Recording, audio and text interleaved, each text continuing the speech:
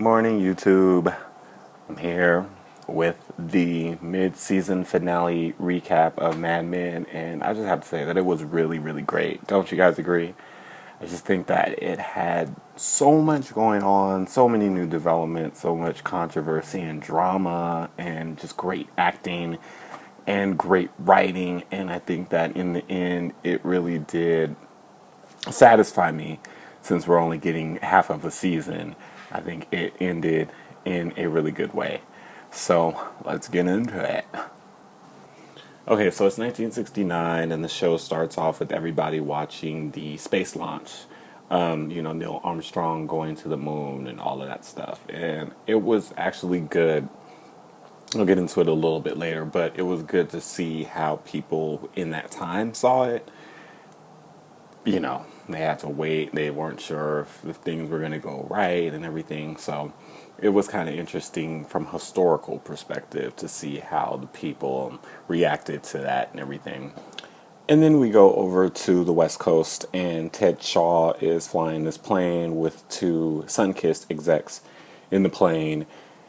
And they're talking about the space launch and everything, and Ted is very depressive and moody, and at one point he says about the astronauts, maybe they won't make it and all their problems will be over. And then he plays with the Sunkist guys. He shuts off the engine for the plane, and it just gives this idea that Ted Shaw is just totally unhappy and totally ready to die, but he was probably just fucking with them. Anyway, back in New York, Jim Cutler is trying to talk to Ted Shaw, talking about how the Sunkist people were very unhappy and just very scared and frightened and probably don't want to work with Ted Shaw anymore. And Pete is pissed because Pete is, the one that's been working with Ted, and he thinks he's totally worthless since they moved to LA. So that was that. Anyway, Cutler ends up telling Pete to get out of his office because it's supposed to be a private call. And that's when Ted Shaw tells Jim Cutler that he doesn't want to do advertising anymore and that he wants Cutler to buy him out of his contract. And he says he's made up his mind. So that's that. But Cutler doesn't officially, get the ball rolling on it. He thinks that he's just emotional or drunk and wants to talk about it with a clearer head. Then Lou comes into Cutler's office and tells him that the Commander's cigarette account is dead.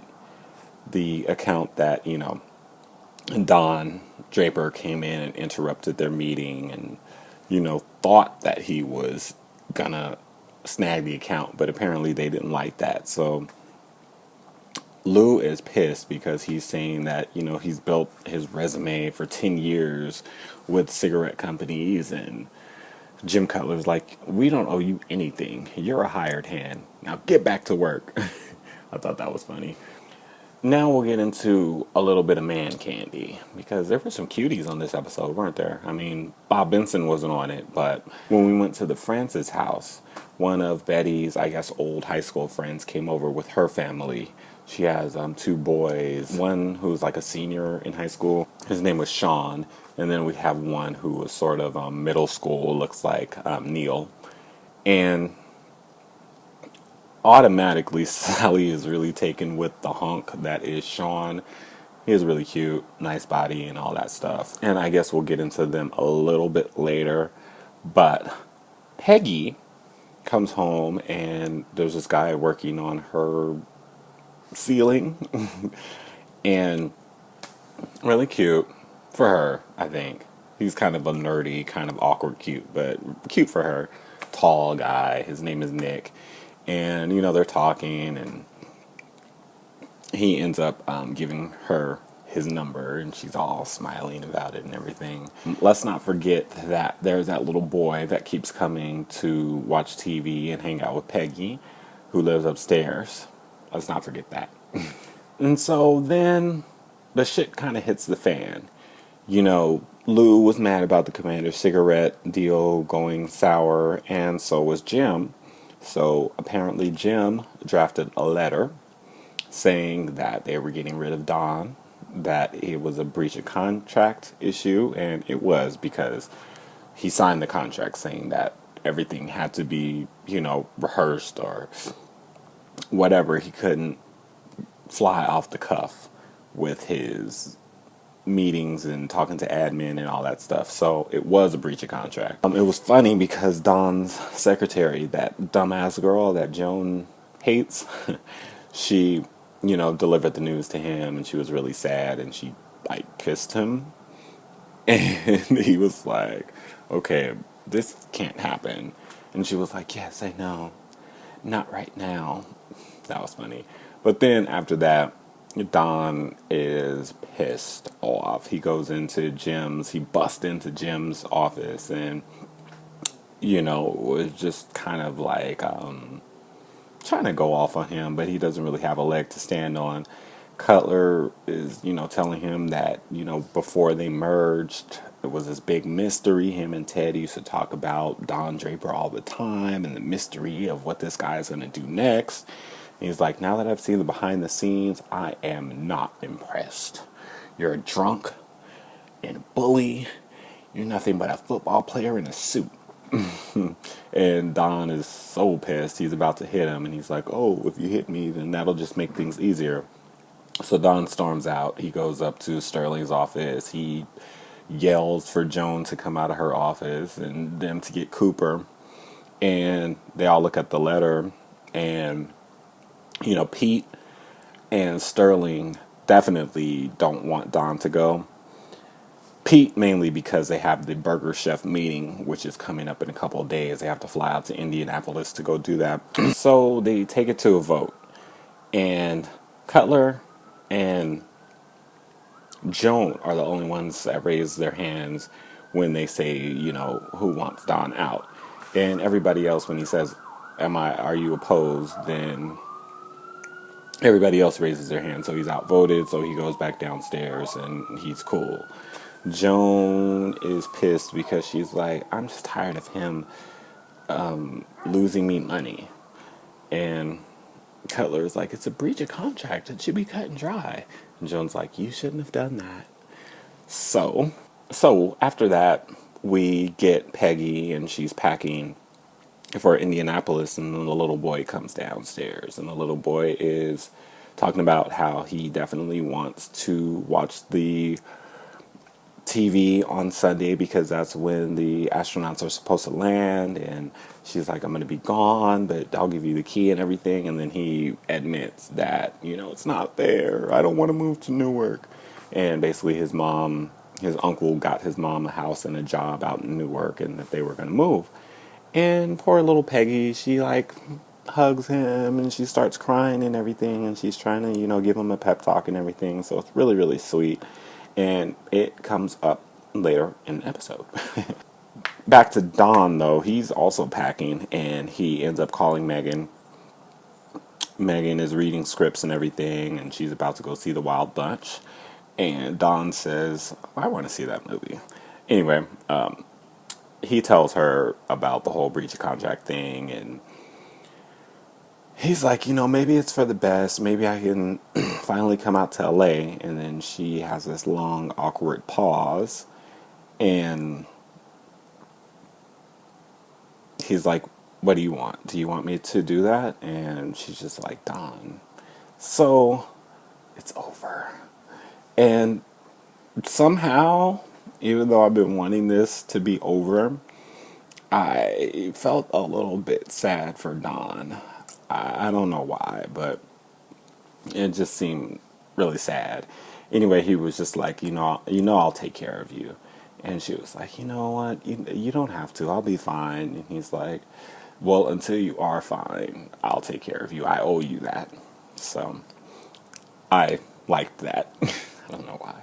I mean, it just shows that he is a little bit accountable for him being a horrible husband, and realizes that he did her wrong. So, yay, Don. So, anyway, Sterling talks to Cooper. This is going to be a long review, huh? Sterling talks to Cooper to try to, convince him to keep Don or whatever. And to me, it just came off as like Sterling has kind of no place here. It comes out later that he's scared that, if they get rid of Don, then they'll probably get rid of him. And, Cutler's all about new technology and the new agency. And I guess Sterling feels really uncomfortable with that. So he talks to Cooper. Cooper doesn't really, say anything. Cooper says that it's probably best that Don should go, but I didn't write good notes for that conversation, so sorry. Anyway, we finally get the astronauts landing on the moon. Everybody is together watching it, like the whole Francis household. They're all watching it. Cooper is watching it with his maid. Sterling is watching it with his son-in-law and his grandson and his ex-wife. And, it's really sweet. Everybody is all smiling and everything. Then, the happy moment is broken up when Sterling gets a phone call and we find out that Cooper is dead. Oh, Bert Cooper. It was really, really sad. Sterling comes in, and then Joan comes in, and then Cutler comes in. And, Joan wants to get to work. And Cutler is just kind of like, well, yeah, I think we should get to work because we can talk to our clients and tell them the new direction of the company without Don. And, of course, Roger's like, oh, Cooper hasn't even been dead an hour and you're talking about this. And that's when Cutler talks about the new company and the new technology and all this stuff. And Sterling just walks out. Of course, he makes his calls. He calls Don Draper. Don says, I'm really, really sorry about this and all of that. So it's a really sad moment. And it gives Don a lot to think about. And they're in Indianapolis now. And he goes to Peggy and he tells her that she has to do the presentation. That if he does a presentation and they win the account and then he's fired, that it won't look good and the company will have a lack of trust in the company and they won't have their faith in Peggy going forward, which makes sense. So, he convinces her to do it. He's like, I'll stay up, we'll rehearse, and, they do all that. Back to the Francises, because this is only a small thing, but earlier, Sally, I guess she's a lifeguard or whatever, and she tries to get herself all gussied up for the hot Sean, who comes in with his shirt off. Yes! And anyway, she's smitten with him. They're watching the astronauts land, and they're all in awe. But Sean is just kind of like, wow, that's $25 million. That's $25 billion. They should take care of the people on Earth instead of going all the way out there. And she hears him, and she talks to her dad. Don calls, and she basically reiterates the same thing that Sean said. And Don is like, don't be so cynical. You don't want your brothers to be like that, do you? So later on, she goes outside. She's going to try to get a smoke. And she sees the younger brother, Neil, out there, who's kind of a dork. And he's looking at a telescope and everything. And, they're talking. He shows her how to look through the telescope. And she kisses him. And it's funny because he's like, well, what do I do now? I took that as like her kind of taking her dad's advice and going after the sort of positive-minded boy instead of the cynical a-hole, you know what I mean? Which is a good move. Sally has grown on me this season because I felt like earlier in this season they tried to age her too fast, but I think the actress, is falling into that role. It is a complicated role. That's a complicated character. So I think that she did a good job this episode. Okay, so this is where my notes kind of end. But basically, Sterling takes a meeting, and I am confused as to which one it is. McCann and Evans, which I think is related to Buick or GM or something like that. Anyway, Sterling tells the guy that he should buy Stanley Cooper Draper Price as a subsidiary. he'll make more money, blah, blah, blah, blah, blah. He really talks the guy into it. The guy says that he wants Sterling, Draper, and Chaw because Ted Chaw was one of the people that got the company the Chevron account. So he wants all of them. So, okay, before we get to that, back in Indianapolis, Peggy goes ahead and does the pitch. She does an excellent job. She relates the astronauts landing and how it brought families together and all of this. It was just amazing, amazing pitch. And I will say that the actress that plays Peggy, that she did an amazing job in this episode. I think that, with the crying over the little boy leaving, had so many layers to it. She wasn't just crying about the boy, she was crying about a lot of things. And then when she did the pitch, it was just so good. She is a good actress, okay? And I think that maybe she deserves an Emmy for this episode. Anyway, back in New York, partners have a meeting. Sterling calls this meeting and he tells them all about this idea to have the agency bought out. And Joan and Pete are all for it because he tells them that they would each get $1.5 million. So they're like, yeah.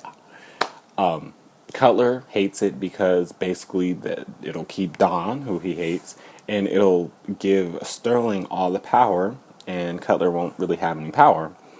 Chaw does not want to do advertising anymore, and he hates that he has to be brought in on this, that he's a mandatory part of it. Don kind of talks him into it, so they all vote for it. And so that's the next leg of the thing. Don is going to stay. Joan's going to get a little money. And Sterling has power again. So, perfect way to end it. I just thought this was so, beautiful and touching and just makes you smile. Don is leaving the office as they're announcing that Cooper is dead to the rest of the staff. And he sees Cooper. Cooper calls his name, "Hey, Don." And then he starts dancing. And it's like this musical sequence. And it was just so sweet. Such a light way to end a very sort of heavy, convoluted, complicated episode. And I forget the song that he was singing, "The Moon, Everybody Has a Piece of the Moon," or something like that. Don is getting really emotional. I will say that John Hamm did a good job with that part. And then it's over until 2015. I'm going to say something that might surprise some of you people that have been watching my Mad Men review since last year. I like how they did Don this season. I like that he sort of had to start from the bottom again and really humble himself and really be nice to people. And, I think that it was a good way to get Don back in everybody's good graces because I like him now. I think that the way that he handled Peggy this whole season, well, not this whole season, but the last couple of episodes when he was really subservient to her and really encouraged her and was really nice to her and everything, I think that was great. I think that, him finally accepting the fact that he had a good wife in Megan, somebody that really loved him and supported him and took care of him. I'm glad he realized that, he fucked up. And there's just a lot of things, a lot of humbling things that happened to Don this season. And, yeah, I like him. I was happy for him that, they got that new deal and he's going to stay with the company. I just think that it's leaving him in a good place until next season because I'm sure the 2015 follow-up to this season is going to be full of other obstacles and dramas and stuff for him to get through. So it'll be interesting. But I think that this finale was magnifique. Perfetto. I really enjoyed it. I actually watched it twice. But yeah, just really, really good way to end the season in the mid-season. And I can't wait till next season. It's going to be really, really sad because it's the last season. But I was actually thinking that the show is so good that I actually would want to buy the old DVDs and watch them over again, because Pete made a mention of Lane Price, who's probably my favorite character on Mad Men ever. And I was like, oh, I wish I had the DVDs right now so I can watch some of the best Lane moments. But great show, great finale, great acting, great writing. Thank you, Matthew Weiner. And I'm out until 2015. So, like this video, comment, please. Let me know what you guys thought of this season and this season finale and everything overall. Share the video and subscribe to my channel. And I guess I'll see you guys in 2015. Bye.